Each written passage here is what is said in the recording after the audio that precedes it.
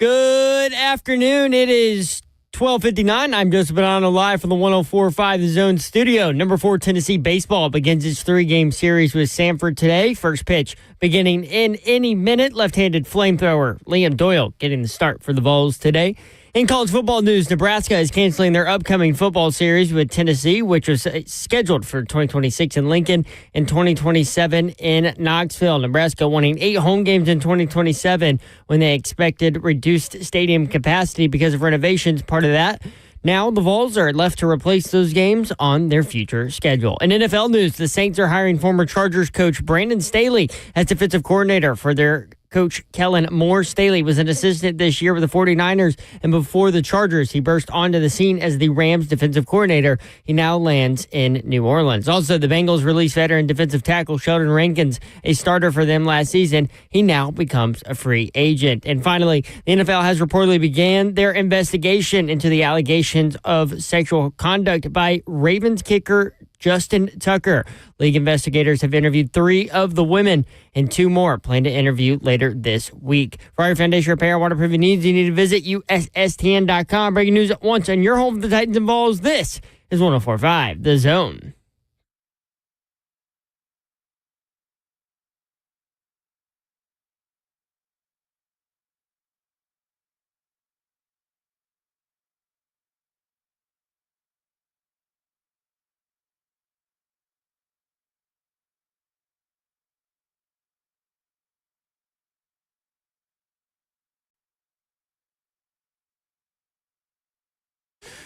Cover 2 with Blaine Bishop and Zach Lyons here on 105 The Zone, powered by all 4 Seasons Garage Doors, 615-737-1045. We got a loaded show. We'll have Jordan Dajani. We'll go around the NFL with him. And then later on in this show, we'll be joined by former Titans linebacker Avery Williamson, who has an event going on, a charity or... Oh, yeah. Charity event going on March 7th in Nashville. A guy from, what's it called, Midland, Tennessee? Is that what it is? Midland, Tennessee? Oh, yeah, I think that's what it's called. I've never been there, but yeah. I've never heard of it, actually. You could be totally making something up. I guess. I would assume, because he went to Kentucky, right? So, gotcha. Yeah, that is true. That is true. So, I want to open the show. Maybe. Now, everything right now is fluid. That's the best thing about the draft, is that everything right now that you're hearing, that you're seeing is very fluid. It's going to change. So, but what I like to do, Blaine, is kind of keep up with where the trends are going. What is the league saying? What are people talking about in the circles? Because, again, a lot of these teams haven't been put in front of Cam Ward and haven't been given 18 minutes of Cam Ward or stuff like that. So there's plenty of time for all this stuff to change. So currently, though, if I were to look at what Daniel Jeremiah has said, what Todd McShay has said, what various rumors being reported around quarterback movement says, it seems very likely that maybe I'm overestimating the quarterback draft class, and that from what I see on tape, I think you have 2 first-round picks. I think you have 2 high first-round picks. But it seems to be that the teams that are drafting in the top 5 may not be viewing this as a top 5 quarterback class. And I want to start with this. This is from Daniel Jeremiah, had a pre-combine press conference over the phone where he's asked a ton of questions. And he was asked Titans options at number 1.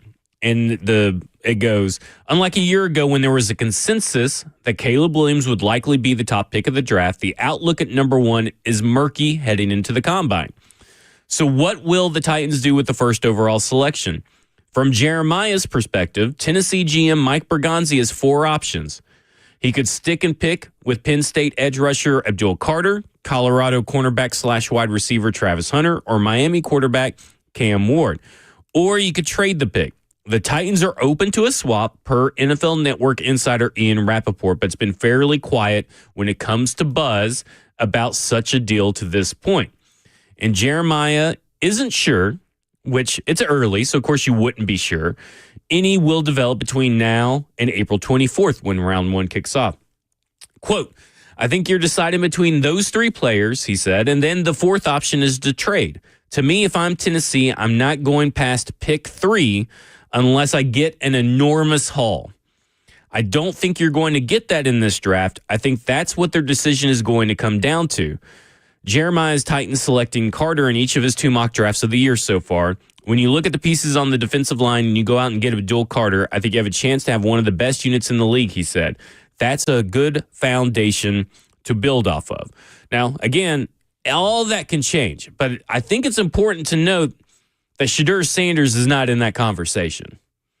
He does not list Shedeur Sanders as one of the 4 options that he thinks the 3 Tennessee players in a Titans, trade out. Yeah, it's 3 players in a trade out, and Shedeur Sanders is not one of those 3 players. And then you go and listen to someone like Todd McShay, who says it doesn't really sound like the Browns and the Titans are in love with either of these quarterbacks. Again, still a long way to go in the process, but right now, that's what you're hearing. You also heard, I heard something similar to Benjamin Albright, who covers the NFL. Mm-hmm. And all this is kind of saying what we talked about those interviews yesterday with Shedeur Sanders at the East West Shrine Bowl. Is some of this that? Is some of this that maybe they got a little bit of glimpse into why maybe this is why Shedeur Sanders is not in there? Or is it purely the traits? Is it purely because Cam Ward is quarterback 1 in everybody's eyes? Well, based off what you said, I think it's you can still be a successful quarterback and don't have all the traits. And when you're that talented, even whether you're first or second quarterback, I feel like you're deserving to be a first round pick, especially the way the league is set up. I think they're talking about generational talent. When they keep saying that word, generational talent, I think they're talking about more blue chip guys, and they feel like maybe he's not blue chip, but you don't need to be blue chip when you're a quarterback. Yeah. See, what needs to be blue chip enough is your arm and your mind. As long as your mind is there and your arm is satisfactory, I think you can do enough in this league based off what I've seen on tape, whether it's Shedeur or Cam. Cam is a little more talented. So if you're doing right by the organization, you can look at this as 2 different ways. That's why I thought this was a tough job for their new GM, because I don't know if you're going to get it right either way, even though it should seem, though, it's a no-brainer that whatever you decide to do should be right. Right? You could take a pass rusher. You do need one. Is he elite? Yes. All righty. Do you need a quarterback? Yes, but every team can't function without a quarterback, right? Well, you should take him. Well, our offensive line is insufficient. Or are you going to fix that in free agency and then still take your quarterback? And on top of all this, you may have cash issues right now, too. Mm-hmm. And that's something we'll get into later on. Agents or guys you may cap casualty. I mean, we don't know what may happen with that. So there's a lot of moving pieces here, but we're going to start hearing different rumor mill, whether true or not, now that the combine is going to be getting started next week, and we'll get to see, what people are really saying, whether true or not. So I just think, you just got to go with your gut, because you can go backwards. That's what I was talking about a couple of days ago is, okay, the line is not suffice. Well, you got to think in your mind, I'm going to get all but one player for sure in free agency as far as the line. So you just need a guard and a tackle. Maybe you get one of those in free agency, whatever order you want to go to based off of the parameters of what's a strong free agency, what's a strong draft. That's how you determine what you do at each level of going into the season and how you make your decisions. So I don't think they may go backwards and take a quarterback with Cam Ward, or they may try to trade out. And maybe if you don't have any trade partners, you're forced to take it. Are you in love with Cam Ward, or are you in love enough to take Abdul Carter for the first pick, or Travis Hunter? Maybe it's the cynic in me, but I kind of feel that their decision is going to be made for them.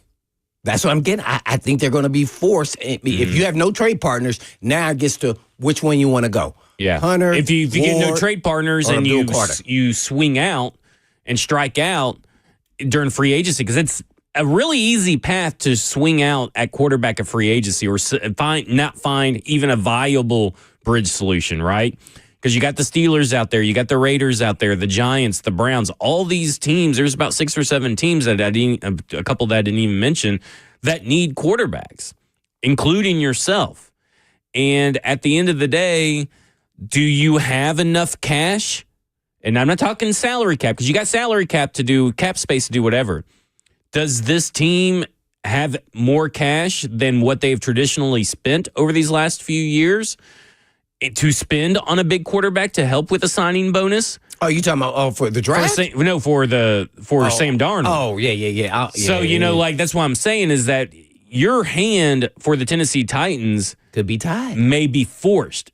And then how are you going to handle having your hands tied? Are you going to maybe reach for a quarterback that you don't love? Or are you going to take the best player available and stay true to the board? Because that's what they've kind of talked about as best player available. And as much as I do like Cam Ward and Shedeur Sanders over the consensus, I'm not putting either over Abdul Carter, Travis Hunter at all. I likely wouldn't put him over Mason Graham either and a couple of other players, but I do think that quarterback should get him a bump over a couple of those guys. Mm-hmm. But at the end of the day, the best player available is Abdul Carter and or Travis Hunter, depending on what you look. And I'll say this.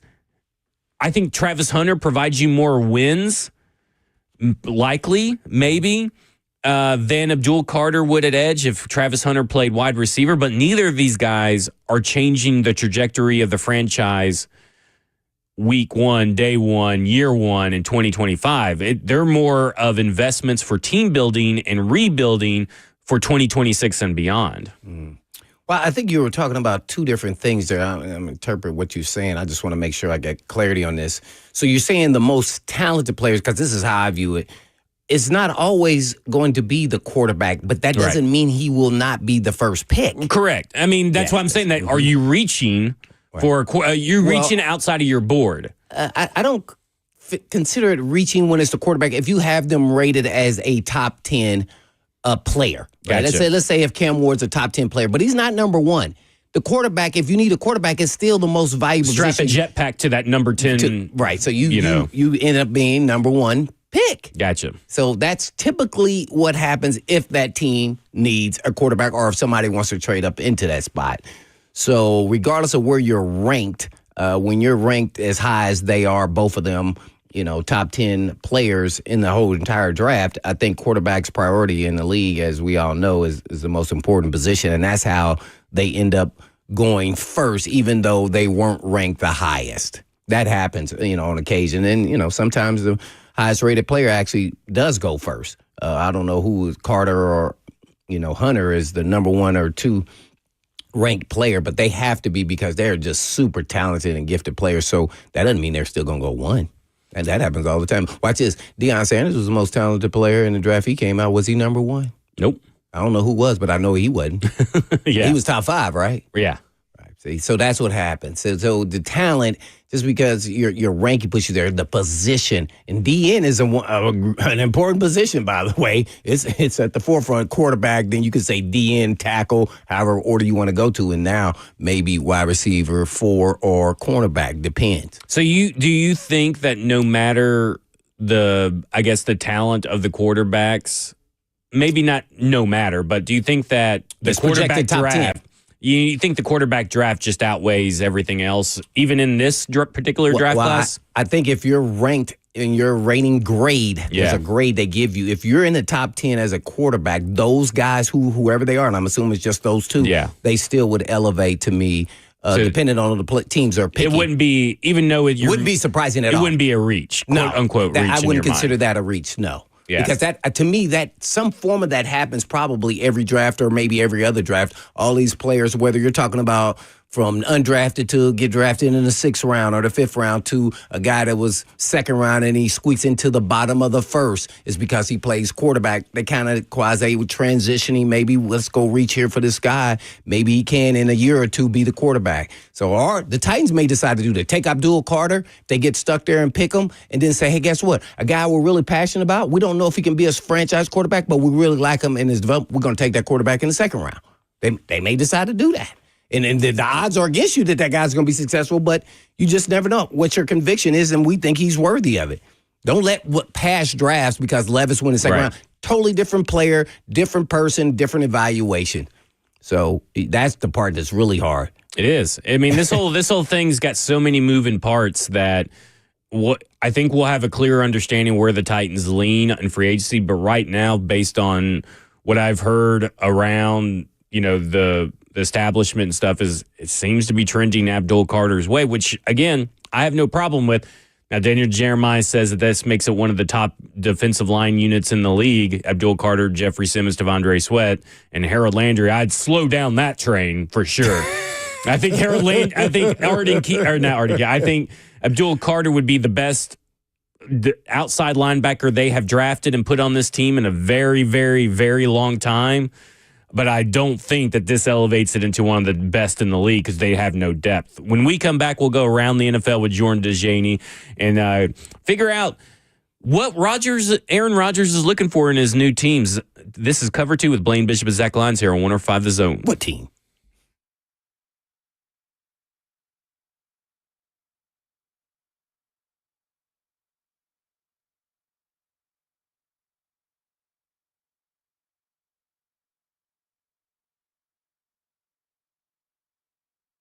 I love living in Middle Tennessee. We've got great restaurants, entertainment, sports, and one of the nation's top Ford dealers right here in our backyard. Two Rivers Ford. Remember that name. Two Rivers has been a staple in our community since 1983. They're locally owned. They have a non-commissioned sales team, and they sell below MSRP. They've been doing business with integrity for decades. Two Rivers Ford, the South's most trusted Ford dealer.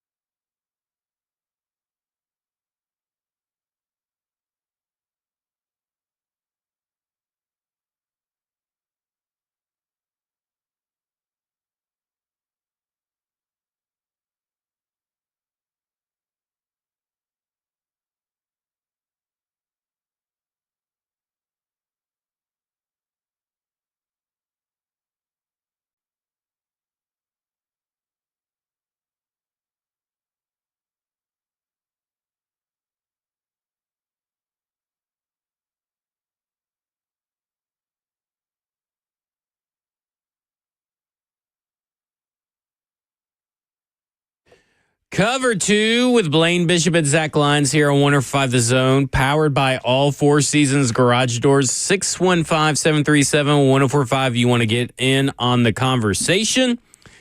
Let's go to the phones and go around the NFL with Jordan Dajani of CBS Sports. And Jordan, I'm going to start off talking about some Aaron Rodgers. I want to get him out of the way so we can talk about fun stuff. But Aaron Rodgers apparently recently revealed 2 things he's looking for with his next team. What 2 things are those? And do the Tennessee Titans fit him? What's going on, my friends? Thanks for having me back on the show. Yeah, we got more of a glimpse into the mind of Aaron Rodgers recently when TMZ caught up with him outside of a workout he was taking part in California. And he was asked, what do you consider when you're looking for your next NFL landing spot? And the first thing he told the reporter was, if they want you. And the reporter then followed up saying, is there anything else that you're looking for with a potential NFL team? And he replied by saying, if they got a good team around them, if that team has talent around them. And one thing that I wrote for CBSSports.com was that both of these prerequisites could be legitimate obstacles for Aaron Rodgers, because as I've told you guys before, I have legitimate concerns about what the market for Aaron Rodgers is going to look like. Like, who wants to take a gamble on this 41-year-old quarterback coming off of the worst season of his career? He's going to turn 42 in, I think, the month of December.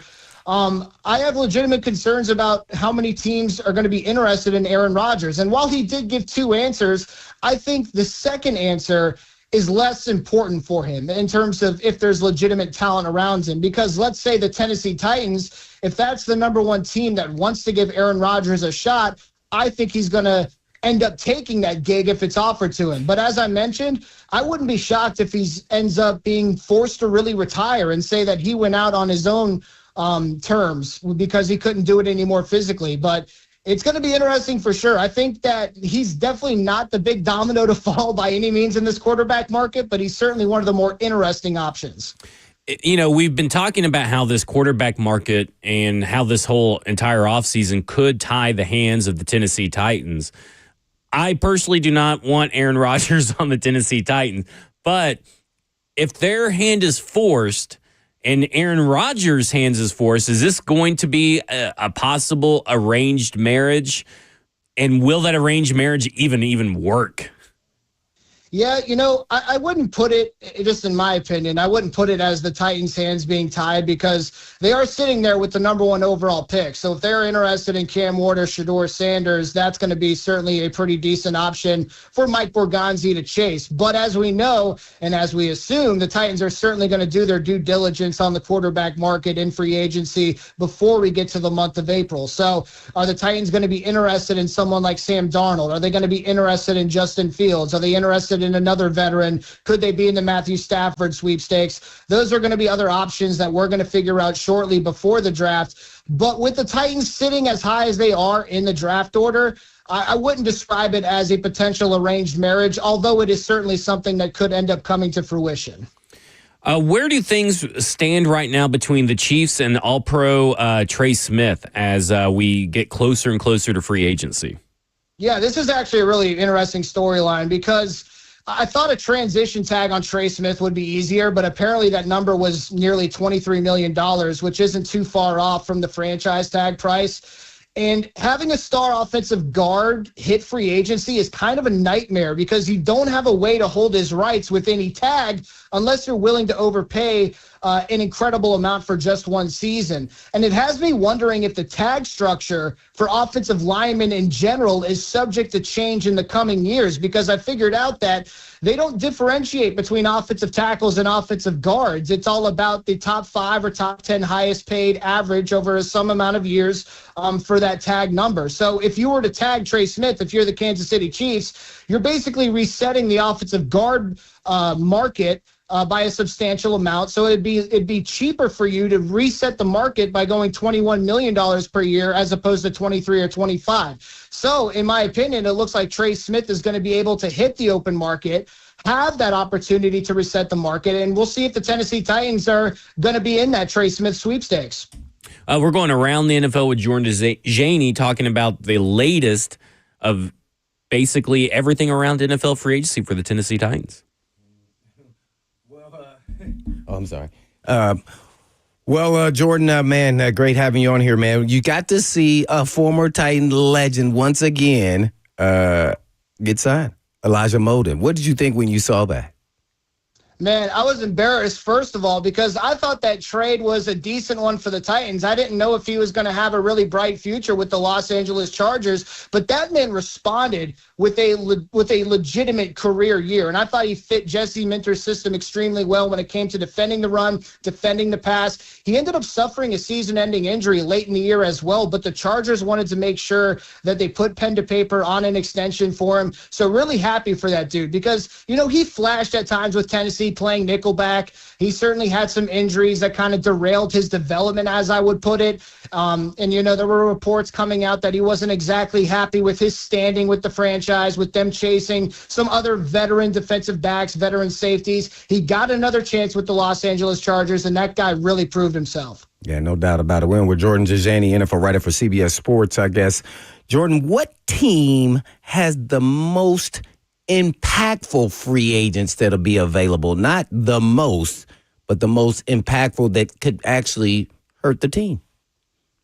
Yeah, I think there's a lot of teams, and free agency is so interesting to me because there's so many things that go into it, from your cap space to your talent that's looking for new deals to your talent that's also looking for extensions. There's a lot of different factors that are playing against the Cincinnati Bengals. They have Jamar Chase that they have to give a record-breaking extension to. They have T. Higgins, who is not under contract and looking for a new team. Do they apply the franchise tag to him? Do they allow him to hit the open market? Do they tag him and then end up trading him? And then they have Trey Hendrickson, who is a veteran player, the NFL's reigning sack leader, who is looking for more guarantees in his deal as well. So the Bengals, in my opinion, while they have plenty of available funds, when you look at their cap space, that doesn't exactly make their situation easier because there's a lot of different factors they have to take care of when it comes to their top three big names, but also some of their looming free agents, because I think they have 4 or 5 guys on the defensive line who are looking for new deals as well. But when we're talking about just straight up talent, we're talking about the reigning Super Bowl champion Philadelphia Eagles. These guys have a ton of people who could reset their respective markets, from linebacker Zach Bond, who I think was one of the best players in the NFL period last year. And you don't often hear that from someone who's playing linebacker in that spot. He was a Defensive Player of the Year finalist, of course. But then Josh Sweat, the pass rusher. I would love for the Tennessee Titans to explore his market as well. They have a starting offensive guard, Mekhi Becton. Could he take a pay cut to remain in Philadelphia? Defensive tackle Milton Williams, who I thought was an incredibly underrated player as well. So if we're talking just strictly from a talent perspective, the Philadelphia Eagles are a team that could take somewhat of a small step backwards when it comes to trying to retain talent. Well, Tyreek Hill is, I guess, demanding something. I don't know if he's demanding out a new contract. Where are we at with Tyreek Hill? Is he just posturing and just wants somewhat of a new deal, or does he really want out of the Dolphins? Yeah, I can't keep up with Tyreek Hill, to be honest with you. He steps off the field after the regular season finale, says that he basically wants out. Then he tries to walk back those comments, which, let's be real, that was probably expected. So I think it's going to come down to, with Miami, where exactly do they sit with their star wideout? Do they think that he is still at the top of their game or top of his game? Are they comfortable with the money that they are paying him? So I think you point out a pretty underrated storyline that we're going to be paying attention to. But the bottom line is that this guy is still really fast. He can still run the full route tree, and he has established chemistry with Tua Tagovailoa, a quarterback who I wouldn't consider one of the best in the NFL, but he is someone who fits Mike McDaniel's system incredibly well. And having someone like Tyreek Hill makes your offense as good as it possibly can be. So I would imagine that he's back in Miami, but it's certainly a storyline worth keeping an eye on. Well, lastly, I guess on this go-round, give us your bold prediction. As of today, we'll ask you again after the Combine. We'll see how much it keeps changing, because we keep changing, by the way, too, is who will the Titans take at number 1, or what will happen with that pick? Yeah, I think the way I'm feeling right now, it's going to end up being Abdul Carter out of Penn State, the edge rusher, who is a fantastic guy. I mean, watching film on him, he plays at a different level. He's so good with his hands. He's great at cleanup duty. Maybe some issues when it comes to missed tackles, but Abdul Carter is undoubtedly one of the best players in the draft. But let me tell you this, too. in my opinion, if I were the Tennessee Titans, I would love to trade out of the pick. And I say this a bit tongue-in-cheek, but I'm kind of disappointed with the public relations strategy of the Titans' new front office, right? Because if I worked in that organization, I'd be trying to drum up business. I would be putting it out there that I am in love with Cam Ward, that he is a generational prospect. He's an absolute legend in the making, and it's a lock that I'm taking him number 1 overall. Instead, all we've heard from the national reporters, such as like Ian Rappaport, is that the Titans are open to trading the pick. So I'd be doing something opposite, trying to drum up business in terms of shipping that pick out, acquiring some extra draft capital, being able to move down the draft board, and still take someone who might be a blue-chip prospect. Now, maybe this is a narrative that is formed when we get to the NFL Combine, but I'm interested in trading out. There you have it. Jordan Dajani, NFL writer for CBS Sports. Daniel Jeremiah recently had his pre-combine press conference call, and he said the concept of the Giants trading for Matt Stafford with the Rams has folks around the league watching on the edge of their seats.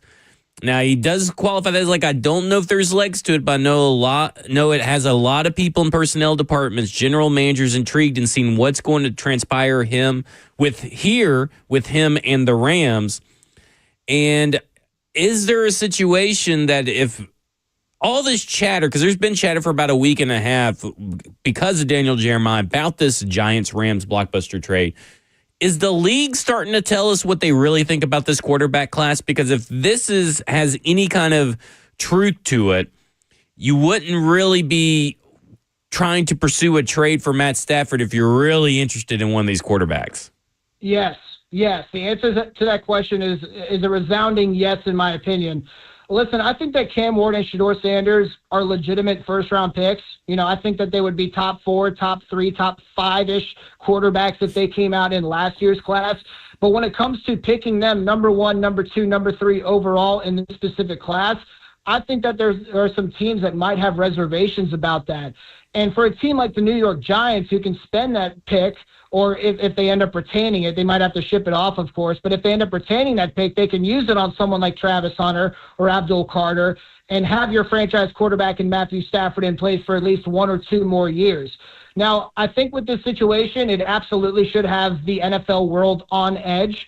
First of all, I will say that I believe Matthew Stafford will be back with the Rams next year, but you can't say that with 100% certainty. We know that these negotiations last year between Stafford's camp and the Rams did not exactly go swimmingly. So is that something that could happen again this year? Potentially. But there's 2 reasons why I don't think a trade is going to happen. One is the draft compensation, because if the Rams are looking for something like a first-round pick for a 37-year-old guy, how many teams are going to pay that price? I'm not sure.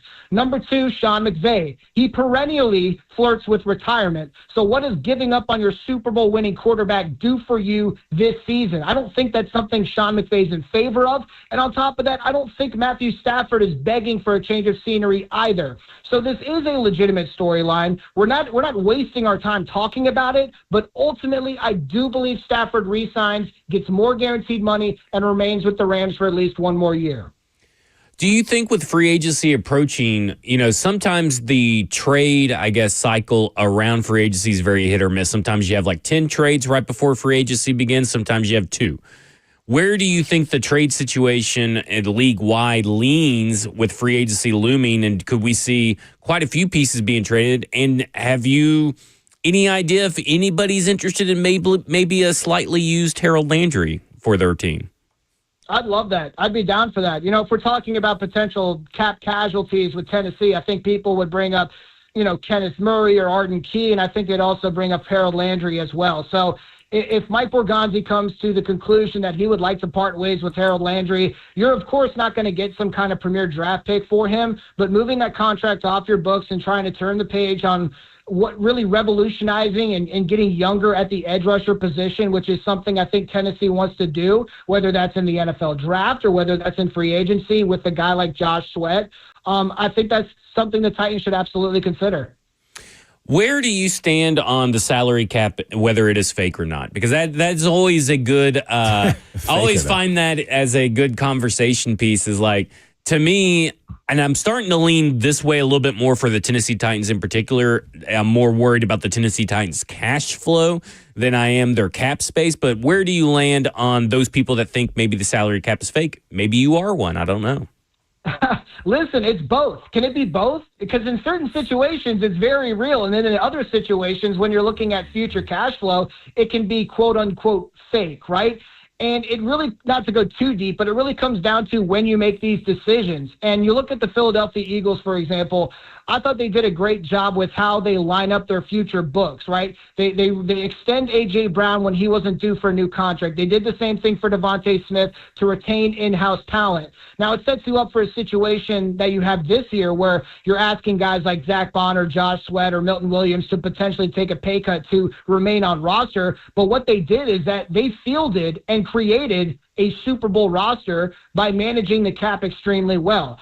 So they were in an opposite situation of where, for example, the Cincinnati Bengals find themselves now. They need a cap expert to really come in and figure out how they can keep this big three under contract, because that's what the fan base is really aching for, if you will. So it's a little bit of both. And I can say that too because we don't even have the set cap number just yet. We know that it's going up, but now with the collective bargaining agreement, the league actually has to negotiate with the NFLPA where that final number is going to land, because you have this talent pool in terms of performance-based pay, some smoothing operations clauses that are in this cap so that you can try to account for what will happen with movement in future years as well.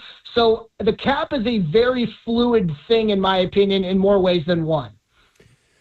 When you are talking about this quarterback class, what's your general feeling about Shedeur Sanders? It seems that people are starting to cool off on Shedeur Sanders around the league, and Cam Ward is becoming more and more not just the clear quarterback one, but kind of setting himself apart from Shedeur Sanders. Do you have any idea if that's the actual case in the NFL? And if so, what do you think that reasoning is?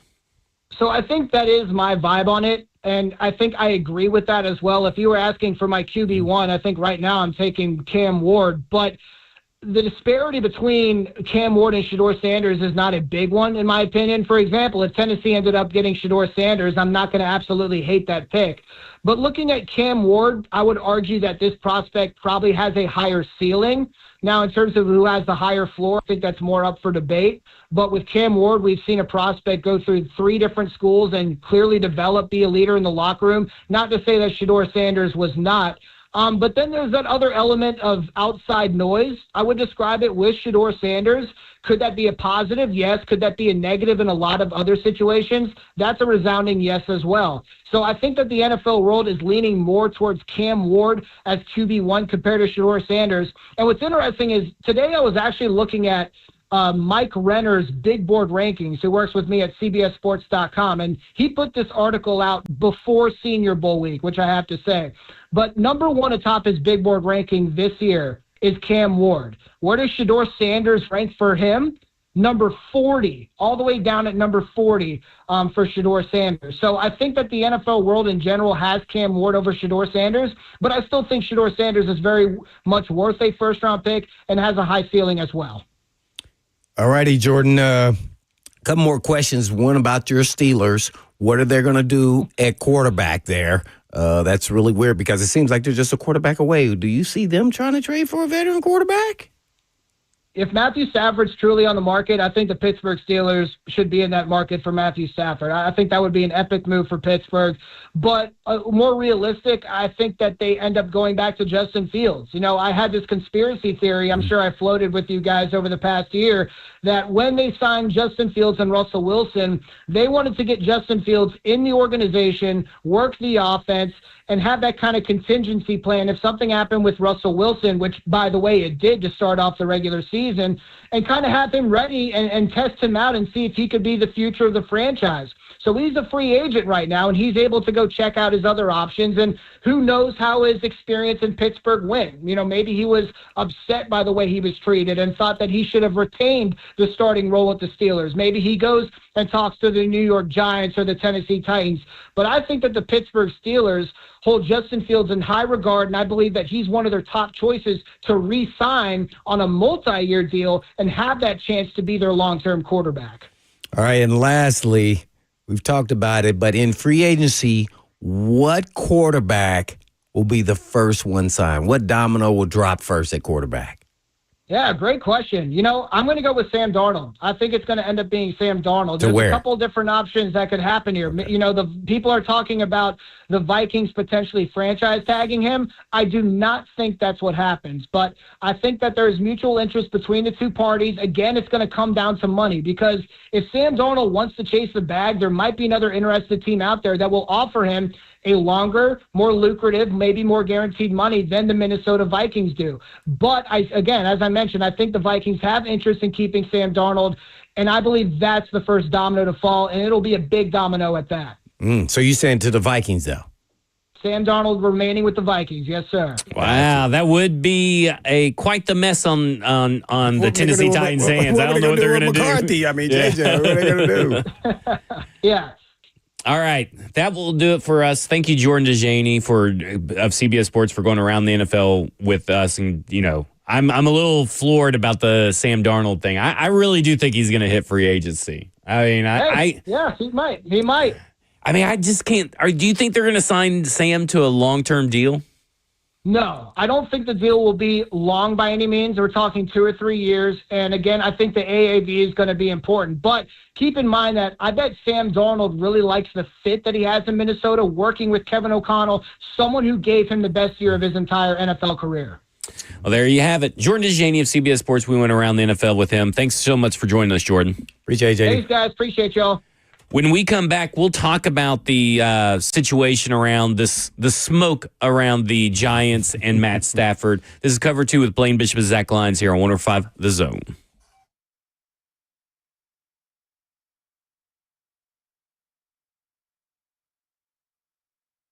Did you know you're overpaying for your health and wellness products?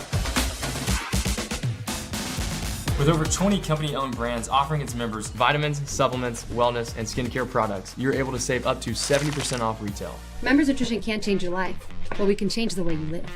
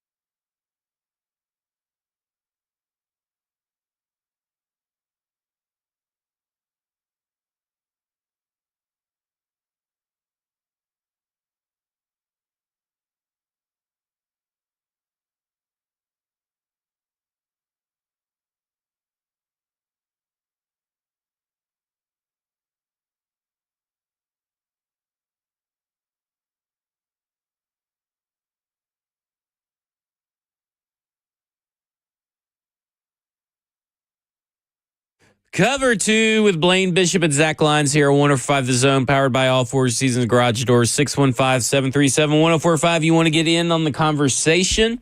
Tennessee is currently up on Samford, number 4 Tennessee in baseball, 1-0. It is top of the third right now with Samford at bat.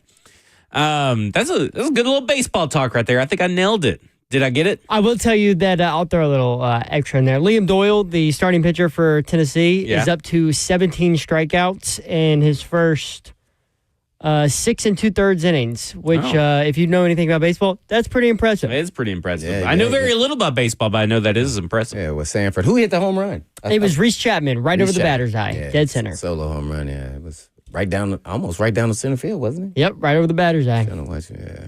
All right. So there a lot of chatter continues about a potential Giants-Ram blockbuster trade. Mm-hmm. And this is because Daniel Jeremiah did this in his mock draft recently, too, where he said that he thought he went Travis Hunter at number 3 for the Giants because he thought that the chatter around the Giants maybe landing Matt Stafford would lead to Matt Stafford, Travis Hunter, Malik Neighbors at wide receiver. He goes, when I looked at the Giants and you look at the head coach and general manager, there's some pressure there. You need to get this thing going, especially after a team in your division just won the Super Bowl.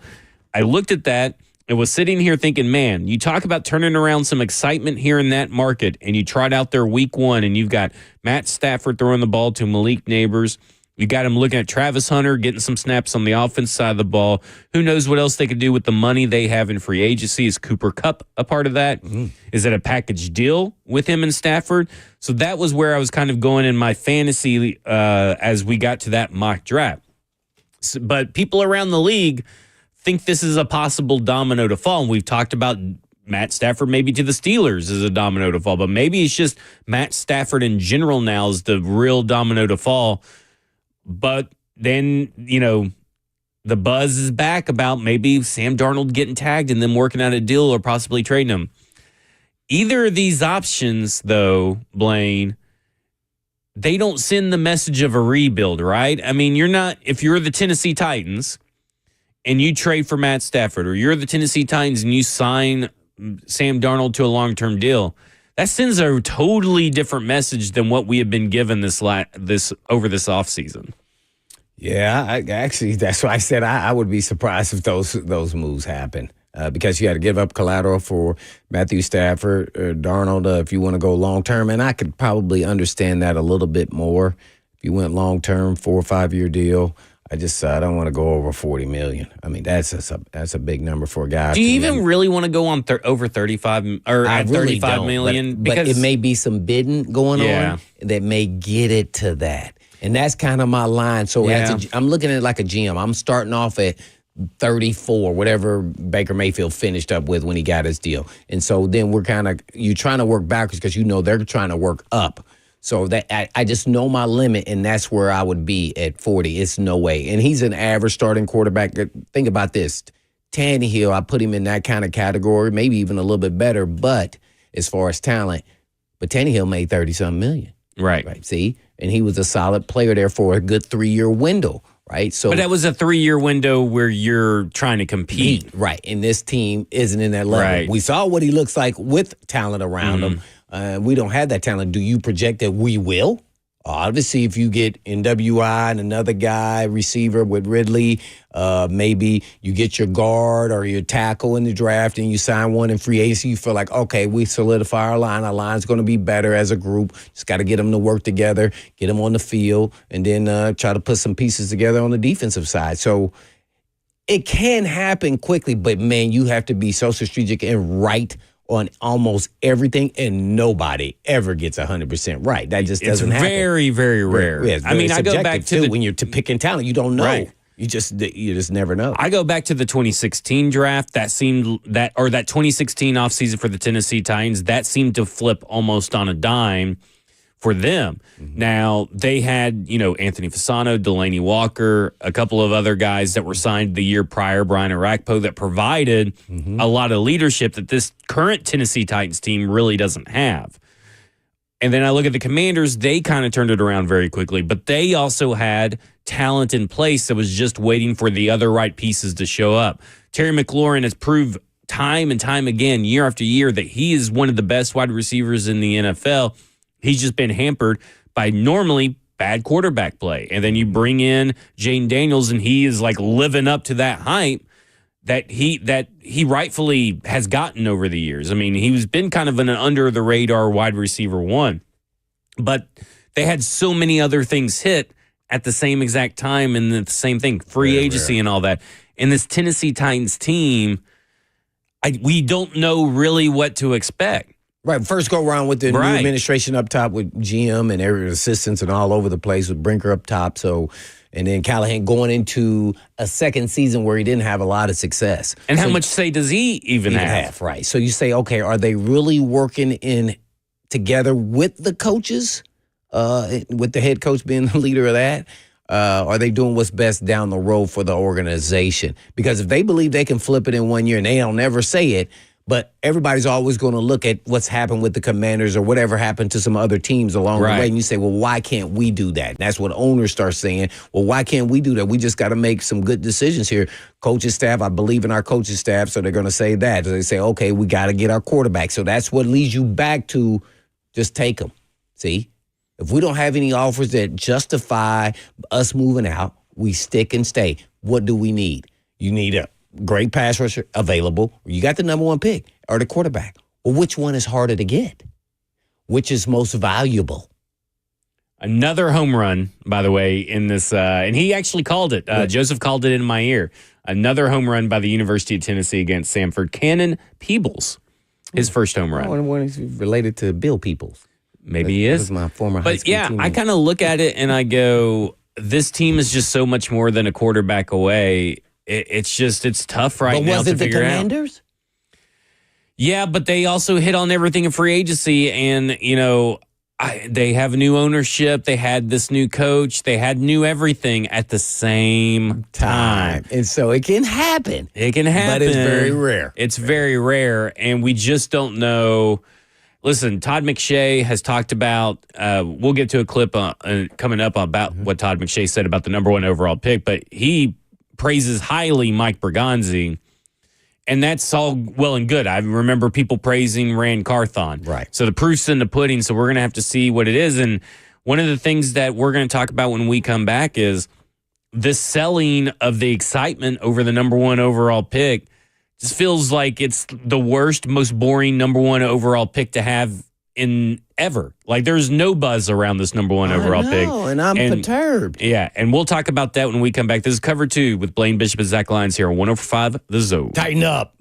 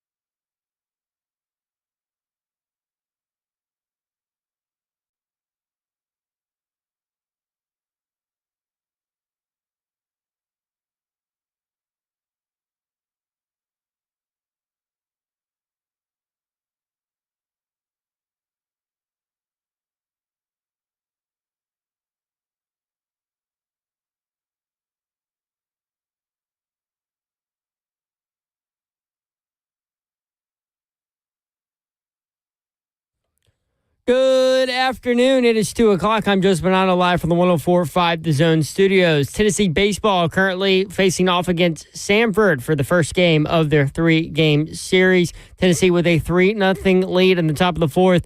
Samford has a runner on first with nobody out there in the top of the fourth. Tennessee scored on 2 home runs, a solo shot from Reese Chapman in the second inning, and a 2-run shot from catcher Cannon Peebles in the third inning. As for Tennessee starter Liam Doyle, 3 innings pitched, only 1 hit allowed, 8 strikeouts so far to start his day. In NFL news today, the Saints are hiring former Chargers coach Brandon Staley as defensive coordinator for Kellen Moore. Staley was an assistant this year with the 49ers, and before the Chargers, he burst onto the scene as the Rams DC. The Bengals also released veteran defensive tackle Sheldon Rankins, a starter for them last season. He now becomes a free agent, and the NFL has reportedly began their investigation into the allegations of sexual misconduct by Ravens kicker Justin Tucker. League investigators have interviewed 3 of the women so far. Saturday in college hoops, number 6 Tennessee heads on the road for a top 10 matchup with number 7 Texas A&M. Tip-off at 11. You can catch the Vol Network call the game right here on the Zone. Vanderbilt hosts number 24 Ole Miss at Memorial Gym. Tip-off for that one at 2:30. For every foundation repair, waterproofing needs, you need to visit USSTN.com. Breaking news at once on your home for the Titans and Balls. This is 104.5 The Zone.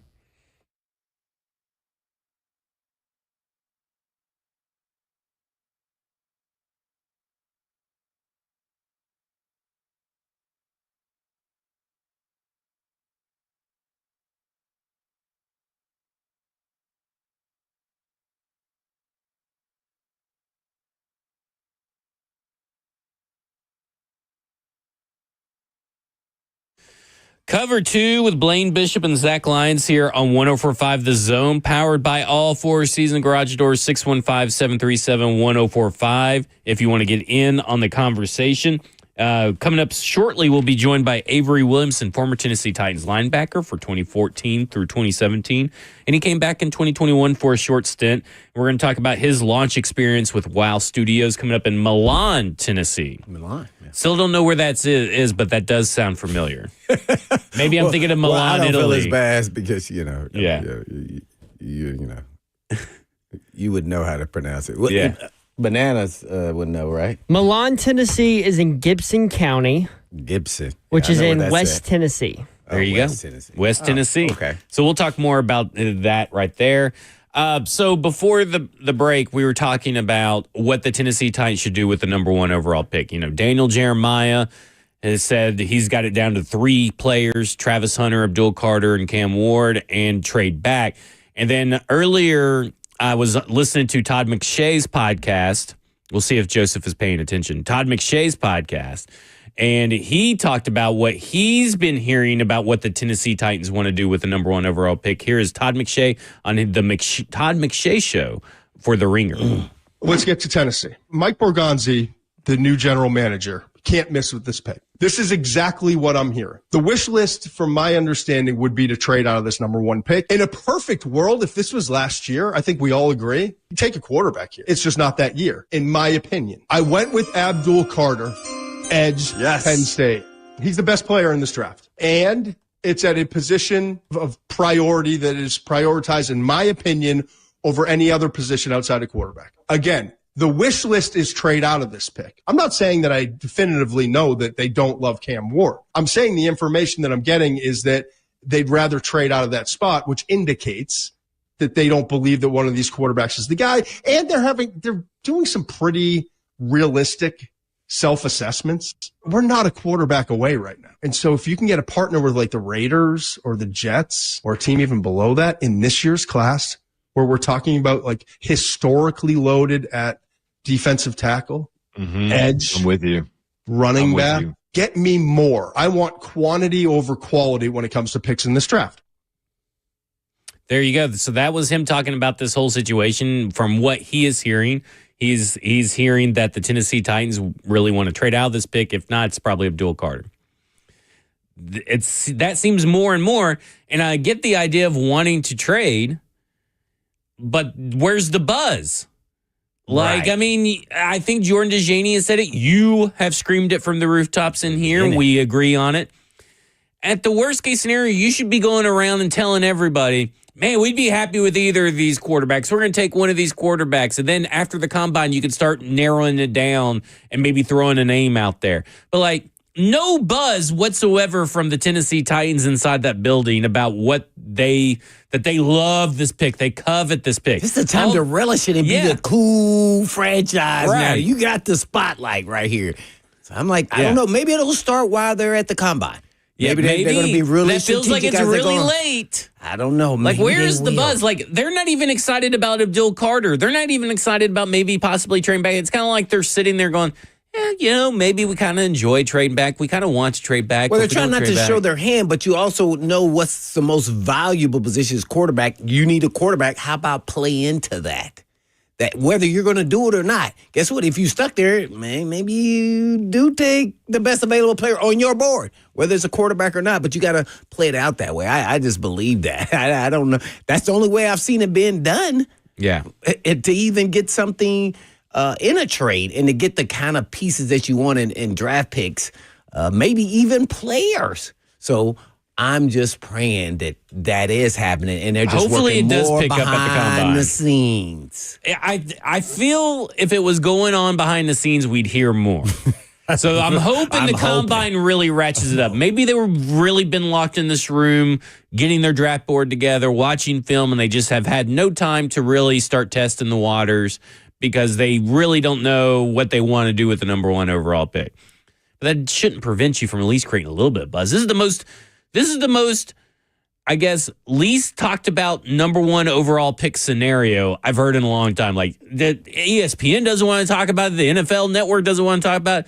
The only people talking about it are here in Nashville. Like, nobody cares about this number 1 overall pick, it feels like. Yeah, that's a little perturbing. A little disappointing, too, just from that perspective. I just want to say, is that just because it's the Titans? I mean, I don't know, man. Maybe. Like, but also, sometimes you got to create your own buzz, right? That's how so maybe his strategy and, Brinker, Bergonzi, and all these guys is a little bit different and has been productive based off of their history and pattern, what they've learned from other people in the industry who's over this period of time, 20 years or so that they've been around the league. So I just hope that it works at the end of the day. That's why I said I'm just hoping behind the scenes a lot more chatter is going on that we just don't know about. And some of this is going to leak out a little bit here during the combine. Yeah. It has to next week. It needs to. I'm being told that it's pronounced Milan, Tennessee. Milan? Milan. Milan, right? Milan, Yeah. I guess. Not Milan. Oh. Not like how it's pronounced everywhere else in the world. Tennessee is the worst. So when I first moved up here. probably not something you should say So when on Tennessee radio. Yes. It sounds like a you and a banana conversation fine. right here. Listen, when I first moved up here, I was like, we moved into Columbia, and I was like, Columbia, Tennessee. That's in my world. Yeah, Indiana. that's in Maury County. No, apparently these fools pronounce it Murray. That's not how it's spelled. Do y'all even know how to spell Murray down here? I mean, or I guess up here because I was coming from Alabama. Like, if an Alabama person is having to tell you that you're pronouncing everything wrong, you guys are in trouble. Come on, defend yourself. It's Maury County. It's how it's spelled. You don't call him Murray Povich, do you? Call him Maury confused. Povich. I was like, am I the one that they had me start doubting myself? And I was like, well, that's I'm not sure. Milan, Tennessee. So you can rip me all you want to, but I have no idea. Give me a break. Come on, Tennessee, get it together. What's some of those other cities that are a little, seems like it's duplicate but doesn't pronounce the same here? Well, you got Merville. Yeah. It's not Maryville. It's Merville. Oh, yeah. Over Lebanon. there in East Tennessee. You got Lebanon. Lebanon. Yeah. Not Lebanon. Yeah. It's Lebanon. Oh, man. So, Yeah, but with that being said, you need to ask everybody about, something that is a little perturbing to Chibo says it's Mercanny. That's pretty good. That's pretty good. Hey, man, just let me know how it's pronounced and I'll just repeat. Yeah. It's ridiculous. This is what the biggest thing is. Like, it's Maury County. We're not calling it Murray County. Come on, guys. Can you not pronounce your A's? I mean, gee whiz. You know what's the most sexy thing? When I first moved here, I said, hey, man, I need to get over to Old Hickory. Yeah. Old Hickory, like that, by Brentwood and everything. Dude sent me way over to the I was new to town. I didn't know it was like 2 Old Hickory roads that are over there, or even a city. And I was like, oh my God, this is taking me a long time to get here. Oh, yeah. The other one, this is another one that drove me insane. Santa Fe. They call it, instead of Santa Fe in Tennessee, they call it Santa Fe. Like there's an extra E on the end. Okay, yeah, that's dumb. Yeah. I'll give you that one. That was dumb. That's the only one. I mean, just ridiculous. All right, let's go to Chuck in Clarksville who wants to talk about a Jets trade scenario. Chuck, you're on with Blaine and Zach. Oh, man. Hey, guys. Hey, don't forget about Lafayette, Tennessee. Lafayette? Oh, yeah, Lafayette. Lafayette's a good one. I don't know. Confusing but me, also, on the Jets thing, I saw where the Jets reporter was saying that's what the Jets were going to offer. I'm wondering if that's not what the Titans have told them they wanted for it, instead of what the Jets have offered. Oh. And see what you think about that, is whether or not that's just what the Titans asked them, that's what they want. Maybe that's true. I mean, that's a good little, I guess a conspiracy theory you could throw out there, a good theory out there. I would venture to say, though, that I do think that the Jets have called. I think teams have called. Oh, yeah. But I just feel like there needs to be more filler calls. You need more public Where's the public relations around this number one overall? We need some more of that. We need a little bit more than that. I don't know. Maybe we got to figure out where Smyrna's at, or Smyrna, one of the two. But man, dang it! If the Titans suggested that from to the Jets, I would have added a player or two. Why not ask for the King's ransom? Keep on going. Yeah, hey, man. Start off high with your asking price. Yeah. And then if you have to meet in the middle somewhere, you're at least meeting maybe somewhere you want to. So part of doing business, man. Let's go to Brian, who wants to talk at the draft. Brian, you're on with Blaine and Zach. Hey, guys. I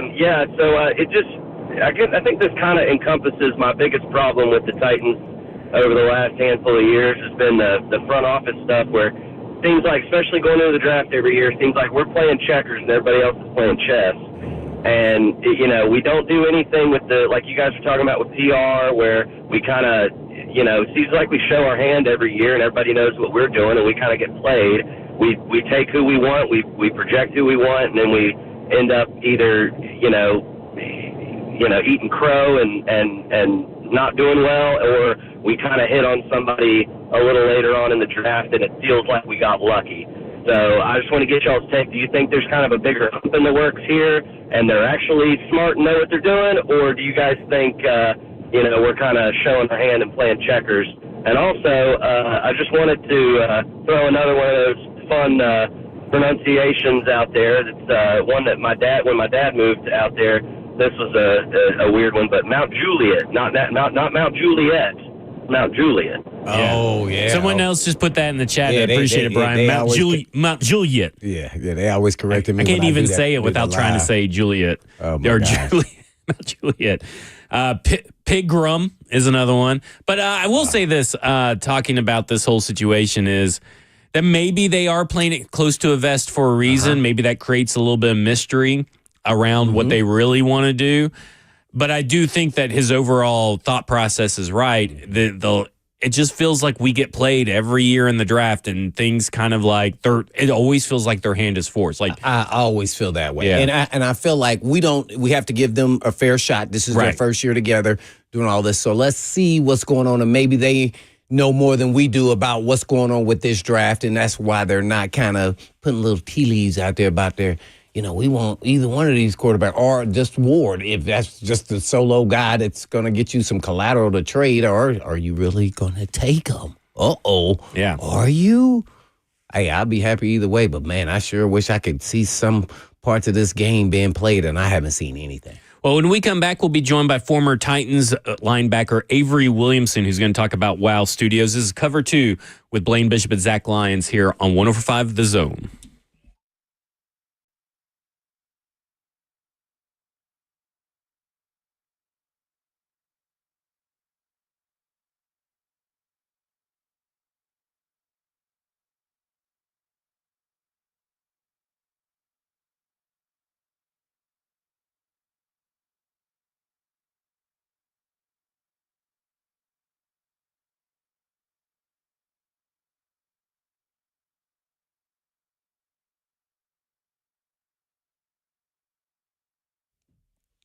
As an athlete myself, I know how frustrating nagging pain or injuries can be to your performance. So if you have a nagging pain or injury that's been keeping you from fully enjoying your favorite sports or activities, well, now is the time to finally take care of it, especially with spring right around the corner.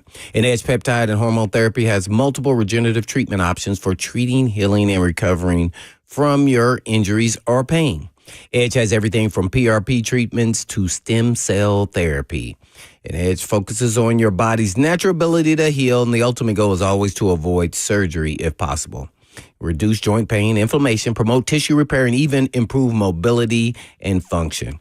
And all you have to do is just call Edge for a comprehensive consultant to create the perfect treatment plan for you at some of the most aggressive pricing you'll find in the area. So spend this month restoring so you can thrive the rest of the year, and just go to edgepeptide.com. Yes, that's edgepeptide.com, or you can just give them a call today at 615-724-1878. That's 724-1878.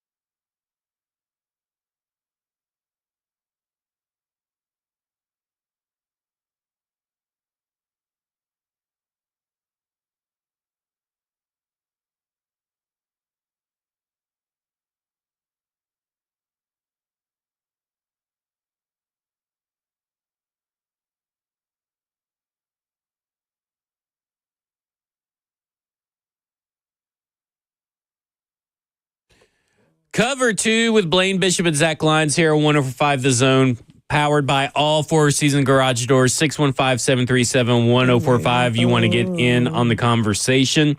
Williamson, Yum County, is that what someone in the chat put in? Williamson? No, don't pronounce the L. That's not how that's pronounced. It's Williamson. What It's Williamson, but that's how people pronounce I it. think Williamson. people are messing with Zach now. They're messing with me now.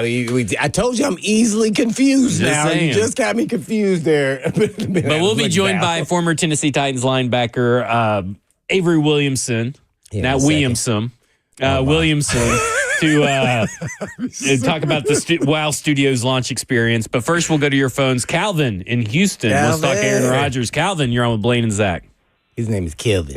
Hey, Blaine and Zach. Hitman, what's up? What's going on, man? How y'all been doing, man? We've been doing great, having fun, man. Just hoping they hey, man, pick the right guy. Y'all know I like what. Yeah, y'all know I like watching y'all catch, man. Y'all do a great job. I appreciate y'all. Appreciate you. Oh yeah, thanks. Hey, I've been watching. I watch Arcade Dub, and I watch Buck, and I watch you guys. I watch 3HL, and I'll be checking out y'all opinion. I'll be checking out all the everything. And I got a question. for both of y'all. Mm-hmm. Look here. I have one question. Y'all know how I am. I've called here before. Okay, so y'all know how I am. Look, I've been sitting. Y'all know I've been hell on that bridge quarterback. Okay. Okay. We want to make sure we won't have to throw a yellow flag on you now. Like, hold up. No, I'm good. Okay. Now I just got a question. Okay, Aaron Rodgers, bridge quarterback, and I know everybody got all kind of stuff about Aaron Rodgers. He wishy-washy and he a diva and all the type of stuff. Mm-hmm. But he's at the end of his career right now, man. So check out the cats that did within the. What did Peyton Manning do with Denver? They were crap. What did he do? Super Bowl. Then we go to Matthew Stafford. What did he do at L.A.? Crap. Super Bowl. Tom Brady. What did he do? Tampa Bay was crap. Super Bowl. So why can't Aaron Rodgers come to Tennessee with the right things happening with the draft and the off season and the free agency? Why not Tennessee with Aaron Rodgers? And then plus, he could help groom your number one pick, which I think should be Shedeur Sanders. That's just my opinion because he's a legacy. He knows the game. He is more NFL ready to me. Like he's used to dealing with bad offensive lines, which we have, but we can get some of that stuff shored up. I think sign Aaron to a 2-year deal. That's going to be it for him. And then, boop, turn it over to Shedeur. And then the Titans can be ahead of the game 2-3 years. Boom, new stadium. Everything should work out. Have Shedeur Sanders. That's my opinion. What you guys think, bro? Thanks. Thanks, Calvin. I mean, I just think that introducing an element like Aaron Rodgers into a very young, unprepared team is just a recipe for disaster. But the Tennessee Titans may have their hands tied and they may have to go that route. Yeah, Aaron Rodgers, I just think you got to have a lot of pieces. And those are great examples, but the Titans' defense is nowhere near any of those teams, and that's why those quarterbacks had success. It wasn't just the offense. He was the final piece. They have multiple pieces now. They can get lightning in a bottle here and get lucky and get all the pieces, and it works. But, boy, that's rolling the dice. I think I like to go off of people's past history, and I just don't think he is the mentoring type. He's displayed that. That's all I can go by. That doesn't mean that he can't be something else. And so that's where I would have to have a conversation with him. There's no way in heck. I just don't believe it. And even after that, I still probably wouldn't believe him because there's too many incidents that show me in patterns of who he is.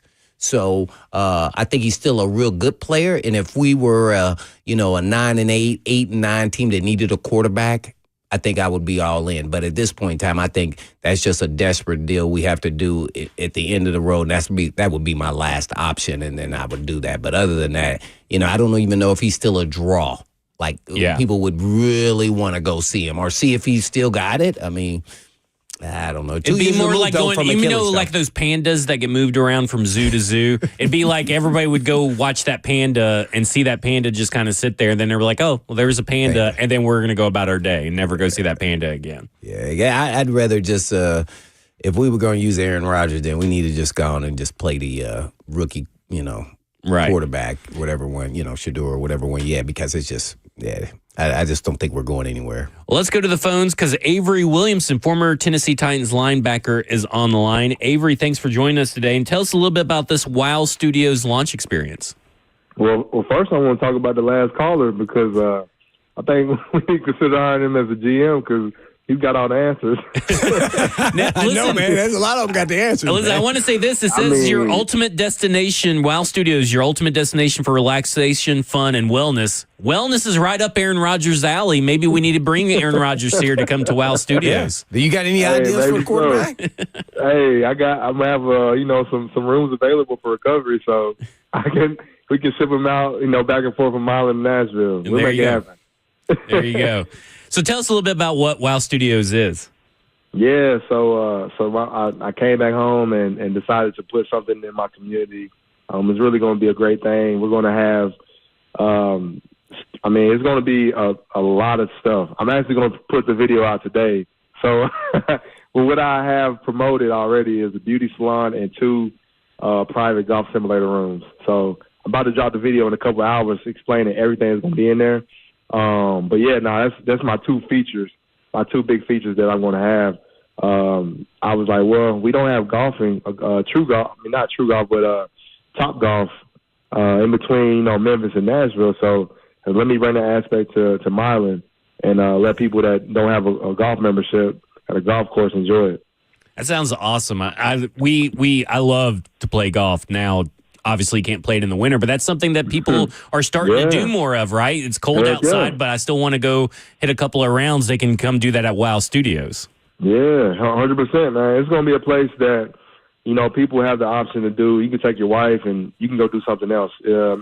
It's not like when you got to take your wife to the beauty salon, you got to wait outside and do nothing for 3 hours. The men will have options, too. Hey, what y'all should do is come out here and we got to shoot a show. There you go. Bring the radio out here. Yeah, I like it. How far away is that from Nashville? It's 2 hours.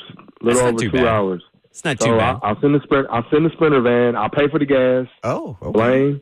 Yeah. So you don't have to worry about it. And y'all come on out. We'll shoot a show from here. I love it. Hey, I'd like to ask you a few football questions, too, because, you played for 2014 Titans all the way to the 2017 Titans. So you've been a part of, some down years, and you went through a rebuild and everything, and the Tennessee Titans are in the midst of a rebuild themselves. What are the vibes for players that are still under contract, these young players like you were?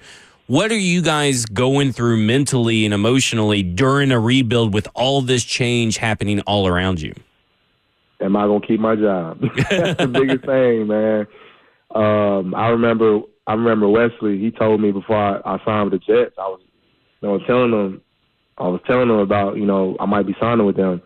And he was like, man, only thing is that, Coach Bowles, he might be on the hot seat. And, I went with the Jets. But that next year after they got fired, they brought in new GM and new coach. So they weren't as high on me, as Coach Bowles and his staff was. So, I'm going to OTAs, like rotating with this rookie. I'm like, what's going on?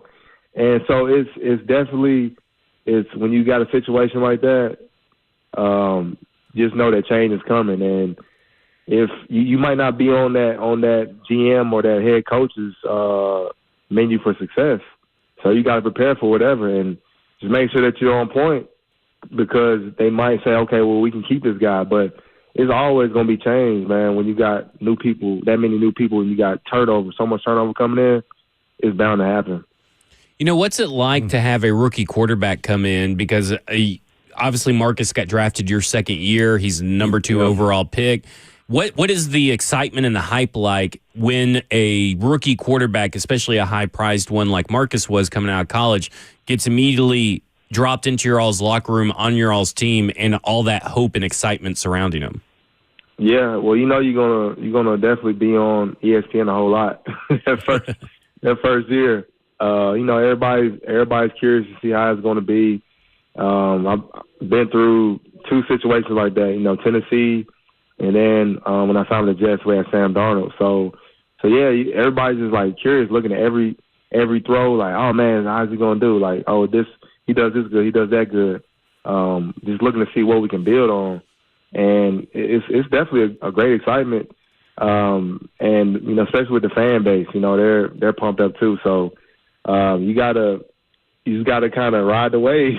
But it's just like one of the things you just never know how a quarterback is going to turn out, any player. But it's always a big deal when you're drafting your quote unquote franchise quarterback. We're on the phone with Avery Williamson, who is not only talking about the Tennessee Titans, because he was a former inside linebacker, but also about Wow Studios' launch experience that's coming March 7th through the 9th of next month. Yeah, no doubt about it. Thanks for coming on, Avery, man. I just want to talk a little bit about, you just said Sam Darnold. I think he was 20 when he got drafted there with the Jets. I don't know if he was really ready for the onslaught of the New York media, let alone the NFL. Yeah. But how surprised or were you of how well he played with the Minnesota Vikings this past season, based off of when you played with them? I was shocked. And I go back to the year that he had with Carolina. And I'm always rooting for Sam, man. He's a solid dude, solid teammate. I like him a lot. And I saw how he did at Carolina. They went 6-0, and then they just kind of plummeted.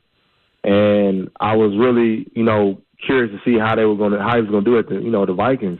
And when I heard that he got the starting job, I'm like, okay, let's see. They had a hot start. And I'm like, okay, let's really see what's going to happen. And when he got over that hump, I'm like, okay, I think they might have something. And they just kept on winning.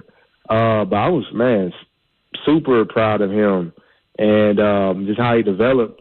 And I think that I know New York just wasn't the best situation for him. It's so important to have the right system when you come into the league for any player. And you come in, you got drafted by Bowles staff, and then they get fired, and you're under a whole new regime. I don't really think Adam Gase was the best combination for him as a player. And man, once you get through that window and your confidence isn't where it's supposed to be, man, it's a recipe for disaster. And especially in that New York media, it's super tough, man. Anything you do wrong, you're gonna be on the front page of the paper. So I think he had a lot of pressure on him. We didn't have a team that was good enough, I think, for him to really be successful at the moment. Mm-hmm. And it didn't go well. So I was glad to see him really get a fresh start. And man, he's got an arm on him. And I definitely think if he does stay with Minnesota, I don't know. I've been kind of out of the loop on everything, but maybe he is. But if he does stay with them, man, I think they'll really have a solid quarterback. Well, tell us a little bit real quick. I want to talk about the Jets, just the ownership, because you hear these rumors that one of the owners or the son was using Madden grades and everything else. Did you even meet the owner, Johnson, or was he ever around? Or just kind of take us through what that was like there, because I don't think people really understand how difficult not just the Jets but also the Giants just playing in that kind of market and how they cover the team. Man, it's almost like it seems like the pressure is just heightened to a whole nother level. Yeah, I saw him one time, Woody. That's the one that was overseas, correct? Right. Yes. Yeah. I saw him one time. It was, I can't remember when it was. He came over, and it was, I don't know if it was preseason or something. I saw him one time. I didn't talk to him, but I used to talk, the brother that was running the team. I spoke to him, numerous times. Saw him in and out the building. Gotcha. But yeah. How did that reflect within the team? Like, what did players talk? Did they talk about that a little bit? Like, dang, man, we never see the owner. Yeah, it's definitely different, man. I can give you a very good example of the differences. Like when I went to Pittsburgh, the Rooneys, they were very involved, and I think it really makes a difference between people that really know football, and this is like not just a tax write-off business based on people that they've been in the business for decades and their parents owned it, and it's like more than just a write-off. It's something that they want to make turn into a championship level team. So yeah, it definitely, I feel like the ownership, man, it makes a huge difference, and guys notice things. I mean, I remember somebody was like, "Hey, that's Woody," and I was like, "Oh well, I've never met the guy, and still to this day haven't." So don't think I ever will. You've seen him, you just haven't met him. But yeah, I just never met him before. so yeah, man, it's like each team is so different. I mean, Amy, her brothers, they were around, and I feel like owners that are around more and trying to see what's going on, how can they improve, it's a better recipe for success. You still might not be successful how you want, but at least you'll be in the running for being successful. Yeah, no doubt about it. We're on with Avery Williamson. One more, and I want you to tell everybody this. Kind of take us through your draft experience and what your expectations were coming out. I think you went in the 5th round, but were you expected to go early? Kind of take us through. Did you do some party, or did you just kind of just stay at home with just family, or what have you? Kind of take us back to that time. Yeah, so we rented out Combine. a space. Yeah, from Combine. I mean, Combine was crazy. I was ready to go home. I mean, it was just like, what are we doing? I mean, all the testing, and I mean, you gotta take the urine test. You gotta do this long, whatever. I don't know what the test blame, but like you got to do like these exams, MRI machines and everything. Yeah. Oh my gosh. Like one thing I tell a rookie, if you don't want an injury to be known, don't say it, because I told him about my turf toe, and man, I had all 32 teams pulling on my toe, and like, and it made your toe get aggravated, didn't it? Yes, yeah. My toe was aggravated, and I had to do the MRI. I was like, dang, I shouldn't even say it, but that experience was crazy. I ended up doing well at the combine, and then for the draft experience, I had my family in town, and we rented out a space in Milan, and man, I definitely was expecting to get a call that second day. I thought that I was going, go in that 3rd round, and no later than fourth. But I got the call in the 5th round, and I was excited. I was shocked that it was the Titans. I wasn't expecting that at all. It was kind of weird. I'm like, I'm literally about to be 2 hours, up the road. So I didn't know where I would be, California or something, or I really thought New England was going to draft me, and they were very high up on me. But Tennessee, they slipped in and they traded up and got me, but wasn't expecting that at all, man. I was shocked, but definitely excited. All right, so you pronounce it Milan. It's not Milan. I mean, Nope, are you Milan. sure? I'm positive. I'm pretty positive. I've heard Milan, Milan. I heard a few different pronunciations of it. So yeah, I'm pretty sure it's Milan. All right, Milan. Yeah. Okay, Yeah. so you're opening up WOW Studios in Milan, Tennessee, March 7th through 9th. Talk about this launch experience that you guys are doing one more time. And also, we've had a few people in the chat, our YouTube chat, because we're on YouTube at the same time, ask about where they can watch the video you were referencing that you're putting up later today. Give your IG and your X handle. Yeah. Yeah. It's going to be, so to talk about the day, so we're going to have a VIP experience inside that day on the 8th. At the salon, you can actually go and purchase tickets. I'm going to put the link in my bio actually today on my Instagram page. Okay. If you want an opportunity, you can go and be able to purchase tickets. So what we're going to have outside for the general public is going to be food trucks. We're going to have a DJ, cornhole. We're going to have a gaming truck, axe throwing trailer. Depending on the weather, we're going to have jumpers for kids, and also doing some face painting. And yeah, man. Oh yeah, and autograph signings. We're going to have some autograph signings going on as well. So there's going to be a lot of activity going on that day. And also, man, inside is going to be a good time. Got a number of guys that are going to be there, and I'm super excited to bring this type of excitement to my city.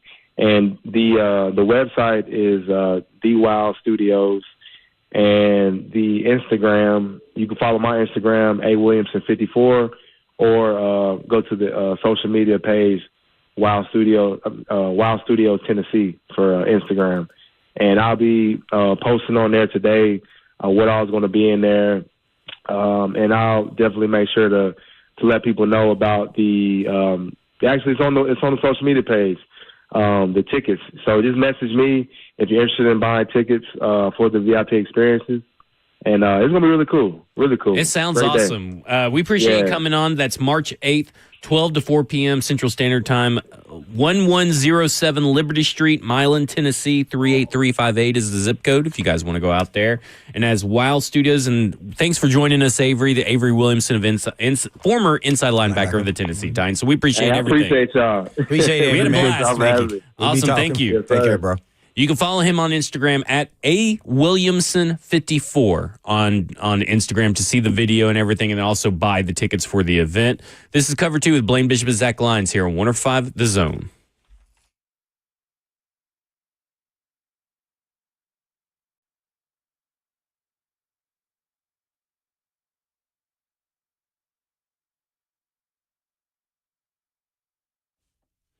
Stinky, stinky, stinky. Is that what it was like the last time you were at an auto repair shop? Smelly, greasy, old rags laying around all over the place? The countertop that you would not dare touch? Another thing that stinks is repair shops that keep your car forever and they're not honest. And they don't call you back when they say they will. Was that your last experience at a vehicle repair shop? Well, hey, it's Blaine Bishop, and I'll tell you, Eurofix takes the stink out of European auto repair.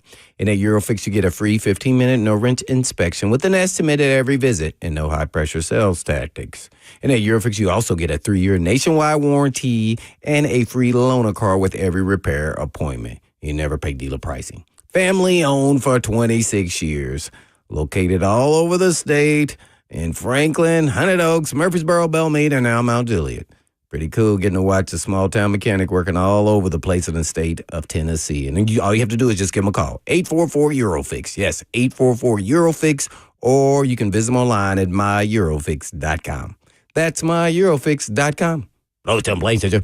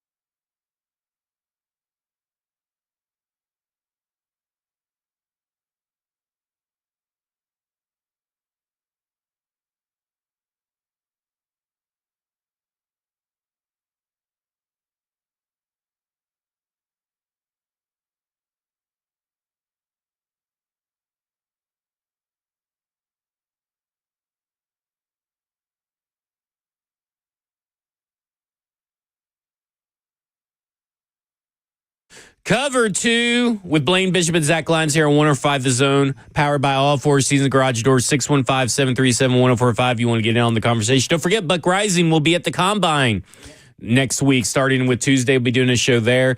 He didn't take Lucas with him. He kept Jackson here as well. So, I mean, I guess it's just Buck and Kirby. Is that right? Just up there having candlelight dinners with each other? He said you guys are distractions. But yeah, Buck will have a slew of guests on, and he'll be doing his show for the Combine covering that. It looks like Tennessee will probably be dropping in the baseball rankings because they've actually let Samford score on them. I mean, come on. You got to put them down the rankings. Put them down the rankings. Banana. He's hating. Yeah, I know he is. He's just mad that I don't even know where Alabama's ranked. I'm pretty sure they're in the top. And baseball's not a real sport anyway. Where is Alabama ranked? Yeah, I'm pretty sure they're a top 25 team. I do not keep up with baseball. Did Samford, all I know is that you can beat Alabama? No, I mean, listen, Samford is not even ranked, and you let them score a run on you. I mean, that's kind of pathetic. A little pathetic from the University of Tennessee. Bad showing. We don't care that they scored 5 wins. Alabama is not they took out the picture. They put in, a guy that they never played. That's what happened. Okay, so Tennessee starter Liam Doyle ended the day after a 5 1/3 inning with 14 strikeouts. That brings his season total up to 25 strikeouts in just over 10 innings. But only facing 18 batters, and he had 14 strikeouts. Today, yes. And also, it's just like, it is Samford, though. Hey, man, I mean, baseball's a weird sport now, but it depends anybody. Yeah, look, that's the kind of dominance you want to see from your Friday night pitcher. Right. That's the kind against these teams. Now, that probably won't happen in the SEC, at least not every weekend. But if you can prove it against these schools, against the Hofstras and the Samfords of the world, Tennessee's going to be in good shape.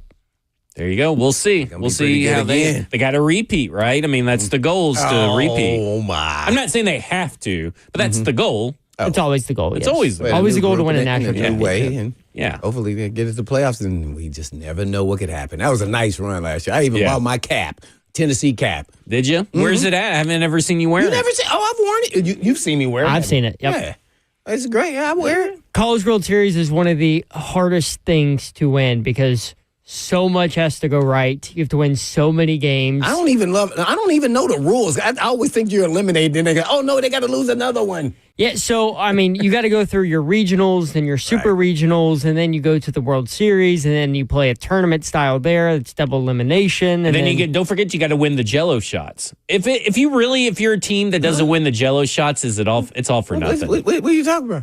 Oh, that's the real. Oh, you don't know about the Jello shots? Yeah. So there's a bar out there that does Jello shots, and they keep up with the fan base that does the most Jello shots throughout the week in Omaha.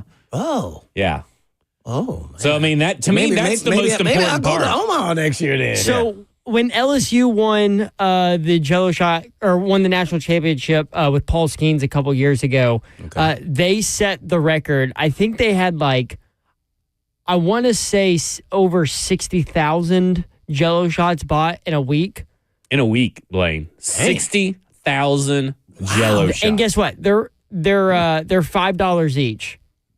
And they put a portion of that $5 per Jello shot towards charity. It's a really cool thing. It's a good way to get fans out and involved in kind of the week while all those games are going on, because only 2 teams can play at a time because there's only one field over there in Omaha. So it's a good way to keep fans engaged in the week. And then they, give back to the community as well. It's the most exciting thing that week, not the games, because baseball's boring.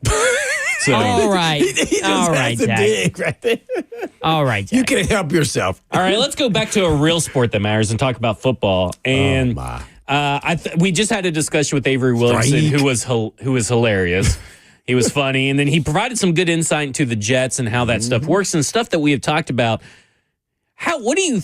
I know that he talked about it, but from your perspective, he only has seen Woody Johnson. He hasn't even met Woody Johnson. He just had saw no him idea once. that I was going to ask him that, too. I just know people were playing hey, man, I never saw the owner, and I was on the team for a couple of years. I was what? Yeah. I said, man, quit joking around. Oh, no. And so I wanted to ask him to see if it followed up that was really true. That was 5 years ago.